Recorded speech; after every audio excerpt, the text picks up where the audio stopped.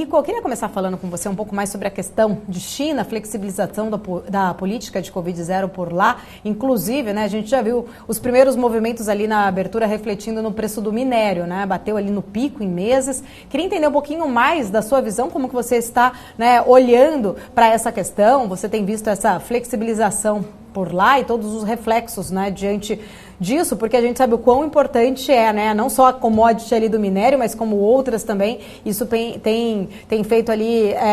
preço também muito para a questão do setor imobiliário, de construção. Queria entender um pouquinho mais a sua visão. Muito bom. Bom, acho que esse é um dos fatores, né, que trazem maior incerteza do ano de 2022, né, 2022, né, se não fosse um ano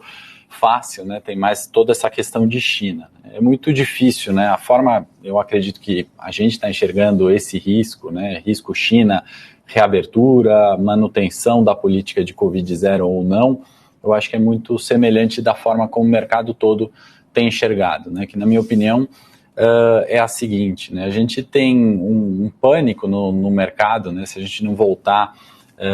mais do que 20 dias, né, talvez finalzinho de novembro, lá pelo dia 26, 28, a preocupação, né, e o discurso nos mercados era justamente com o aumento de casos de Covid, né. A gente tinha, só para ter ideia ali em grandes números, né, uma certa estabilização de 0 a 2 mil casos, né, considerando as principais cidades na China,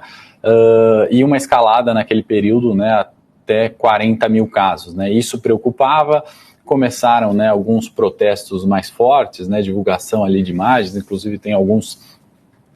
amigos próximos, né, na China e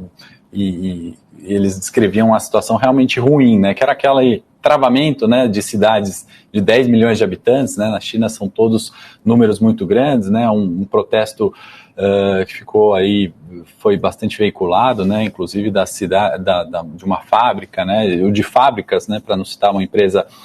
específica em protesto, né, dessas restrições, né, de uma hora para outra, e aí a gente chega na última semana, né, então não menos do que 15 dias, o cenário é completamente diferente, né, o cenário é de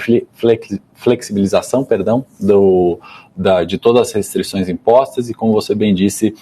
uma retomada ali nos preços de minério, na expectativa, né, do setor de construção civil, que tem peso importante no PIB chinês. E aí a pergunta, né, para concluir, não me alongar muito na resposta, que fica de fato, é uma flexibilização duradoura, né, a euforia que acompanha a recuperação de alguns índices na China, né, dos mercados, das ações relacionadas especialmente ao setor de turismo e lazer, né, a gente vê isso como algo sustentável, né, baseado nessa notícia de queda, né, dos números de casos, ou porque simplesmente a gente parou com os testes, a gente não, né, o governo chinês para com os testes de uma hora para outra e de fato houve uma redução, né, dos casos. Então eu acho que tem um jogo político ali, né, de um governo chinês que não está olhando esse curtíssimo prazo dos 15 dias, né, mas está olhando ali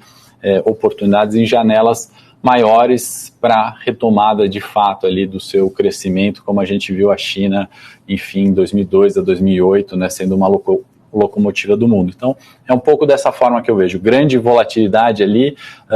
mas também